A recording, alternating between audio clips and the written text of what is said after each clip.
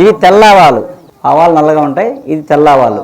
తెల్లవాలు మామూలుగా ఏంటంటే ఈ పూజా కార్యక్రమంలో వాటిలో వాడతారు. ఎందుకంటే ఈ వెయ్యిగా వచ్చే వాసన పీలిస్తే మానసిక శారీరక రోగాలు పోతాయి అన్నమాట, పీడలు పోతాయి అన్నమాట.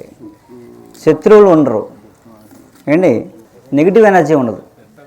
సాంబ్రాణిలో తెల్లవాల పొడి కలిపి మనం సాంబ్రాణి వేస్తాం. సాంబ్రాణిలో తెల్లవాల పొడి వేస్తే 1000 రెట్లు ఫలితం అనమాట అండి. ఒక్కసారి వేస్తే అది 3 నెలల పాటు ఆ ఇంటికి ధూపం వేయక్కర్లే.